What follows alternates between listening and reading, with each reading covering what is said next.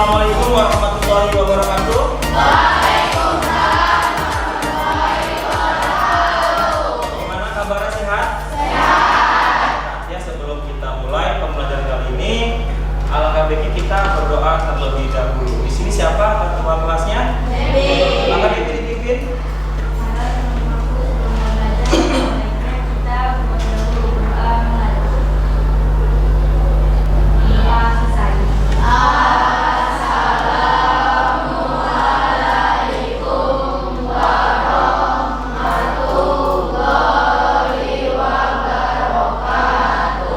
Baik, saya akan mengabsensi terlebih dahulu. Ahmad Badarudin, Ahmad Behaki, Uyun, dan Jafra. Nah, ternyata ada beberapa ya siswa-siswi kelas 8F yang sakit ya. Semoga teman-teman kita semuanya mendapatkan kesehatan dan bisa ikut pelajaran seperti biasanya. Nah, kalian masih ingat pelajaran yang sudah kita pelajari di pertemuan yang sudah kita lalui? Apa? Ya, tentang pengertian teks berita. Itu adalah materi pelajaran yang sudah kita lalui atau yang sudah kita pelajari, itu tentang teks berita. Ya, di sini masih ada yang ingat tentang pengertian teks berita? Dulu ada dua nih yang jawab, bagus sekali ya. Oke, Pak Darudin. Pengertian teks berita adalah teks yang berisi segala peristiwa yang terjadi di dunia. Jadi di dunia. Oke, bagus sekali. Adalah pelajaran yang sudah kita lalui ya. Nah, saya ya memiliki sebuah video motivasi karena kita harus melihatnya ya. Harus melihat sebuah video motivasi tentang kejujuran. Nanti setelah saya menayangkan video motivasi ini, kalian bisa menyimpulkan. Ini adalah sebuah video motivasi. Kalian simak baik-baik.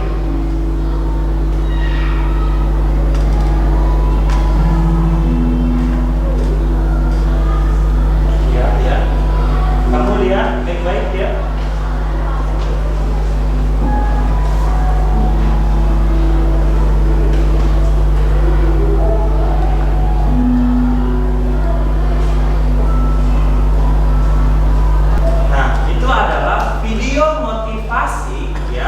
Tentang kejujuran. Di sini siapa yang bisa menyimpulkan dari tayangan video motivasi tersebut? Cuma tangan? Ya, Devi. Ketika membuat kesalahan, kita tidak boleh mengulangi kedua kalinya dan tidak boleh menyalahkan orang lain untuk menutupi kesalahan diri. Nah, bagus sekali tangan.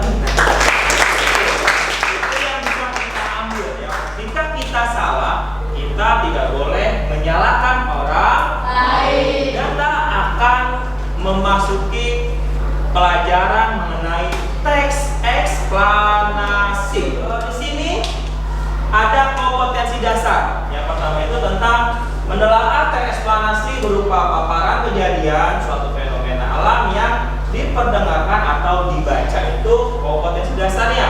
Kemudian ada indikator capaian kompetensi. Yang pertama, menganalisis ciri-ciri teks eksplanasi. Yang kedua, menelaah struktur teks eksplanasi.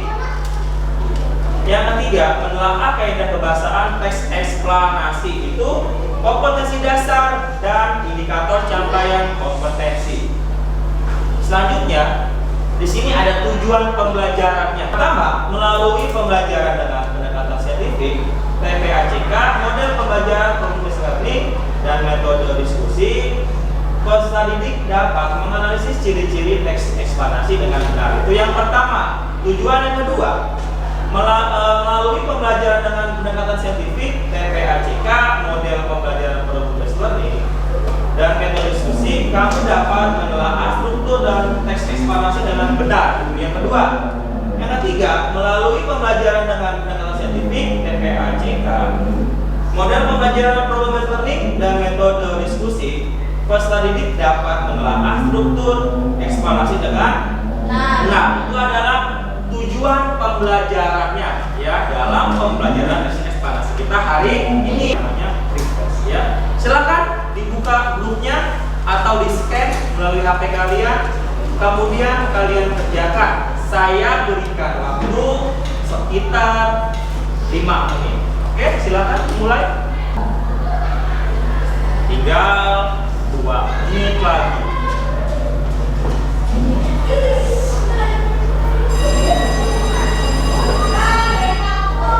Berisi.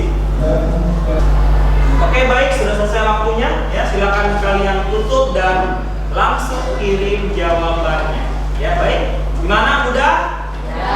Mudah. Berapa sekali jawabannya kalian? Saya harap nanti kalian saat proses nilainya lebih besar lagi. Ya, karena kita akan memasuki ya tentang pengertian teks eksplanasi. Sebelumnya saya akan menayangkan video tentang fenomena alam ya, tentang teks eksplanasi ya. Silakan kalian simak baik-baik. Ini proses terjadinya banjir ya. Bermula dari entitas hujan yang cukup tinggi disusul dengan penyumbatan aliran air oleh sampah-sampah dan perkembangan hutan secara liar sehingga mengakibatkan bencana banjir yang sangat merugikan. Kesimpulan, berdasarkan pemaparan tersebut, kita dapat menarik kesimpulan bahwa banjir tidak hanya terjadi karena faktor alam, tetapi masih ada faktor sosial. Teks eksplanasi tentang penyebab banjir. Nah, sekarang kalian lihat ke depan, di sini ada tentang pengertian teks eksplanasi. Oke, siapa yang bisa membacakan? Nanti bacakan.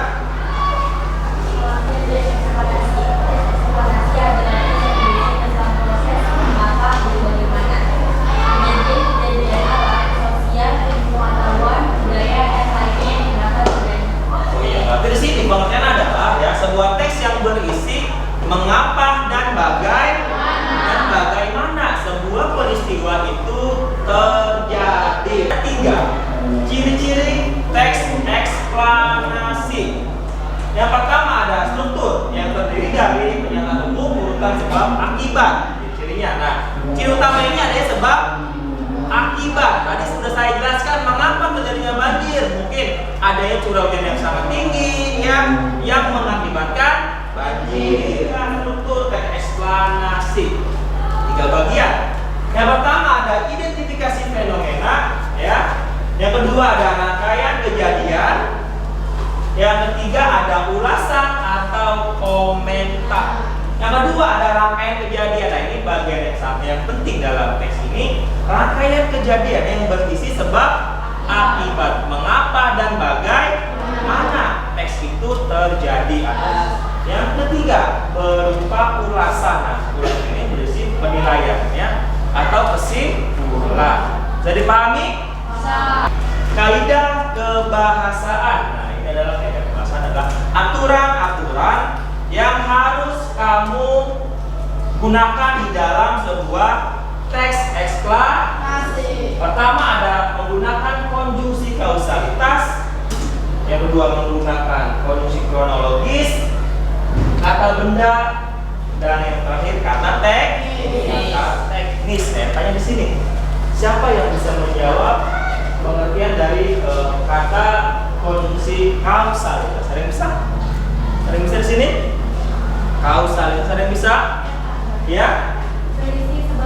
Nah, berisi sebab akibat. Lalu setelah kalian melihat ciri-ciri, struktur, kemudian kaidah ya, saya memiliki contoh teks eksplanasi yang berjudul Gempa Aceh. Teks yang berjudul Gempa Aceh itu ya, kamu bisa melihatnya atau bisa menganalisis ya struktur dan kaidahnya. Kalian coba di sini saya beri waktu sekitar 15 menit ya. Nanti saya akan bertanya kepada kalian yang bertanya. Siapa yang bisa menjawab tentang identifikasi fenomena. Siapa? Ya. Pemanasan pernah terjadi di Aceh 26 Desember tahun dari Thailand, pantai timur India, Sri Lanka, bahkan sampai pantai timur Afrika. Oke, bagus sekali. Ya, di sini ya saya akan membagikan kelompok.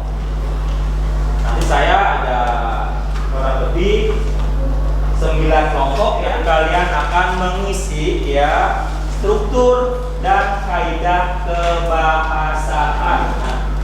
Nah, ada 9 kelompok. Nanti kalian akan bekerja sama. Baik, anak-anak, saya akan membagikan LKPD ini ya berdasarkan kelompok kalian masing-masing. Nah, sekarang silakan kalian membentuk kelompok. Oke. Kelompok 1 silakan kerjakan ya. Silakan kerjakan di sini ya. Kelompok 2 silakan kerjakan. Kemudian ya kalian simak baik-baik. Di situ ada soal yang pertama tentang menganalisis ya. Yang kedua tentang mengidentifikasi atau kaidah kebahasaan dalam teks eksplanasi. Ingat, kalian mengerjakannya boleh menggunakan buku referensi kalian ya. Silakan.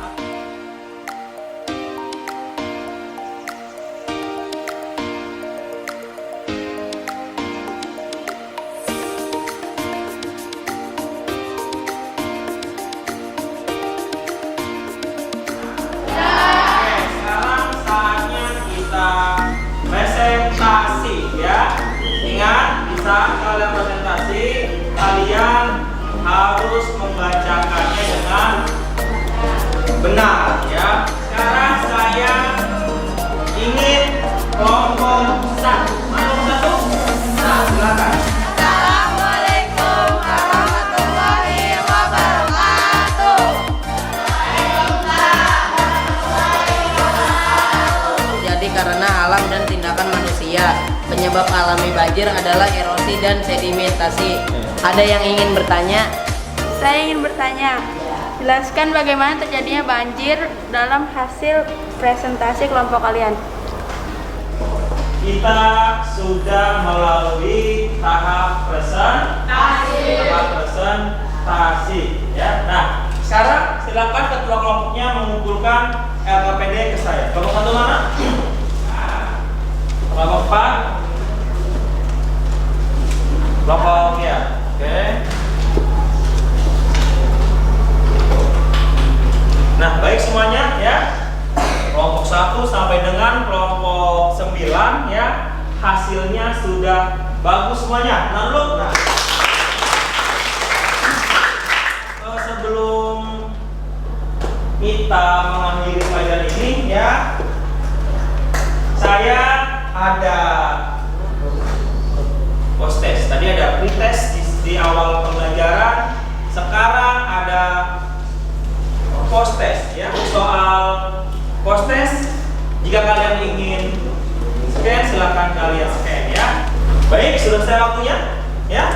Sudah selesai waktunya. Bagaimana? Mudah? Menyenangkan pelajaran eksplanasi? Kita tadi sudah melihat tayangan video motivasi, sudah melihat tayangan teks eksplanasi tentang fenomena alam yaitu banjir, dan saya juga sudah menjelaskan pengertian teks eksplanasi, ciri-cirinya ya, kemudian strukturnya, lalu kaidah kebahasaan, dan juga kalian sudah mengisi post test, pretest ya, dan presentasi. Nah, untuk minggu depan pada pertemuan berikutnya kalian pelajari tentang cara ya menulis teks eksplanasi. Bisa dipahami? Bisa. Sekarang kita sudah tiba saatnya ya akan menutup pelajaran kita hari ini. Siapa yang ingin memimpinnya? Oh, Devi, silakan Devi, pimpin doanya.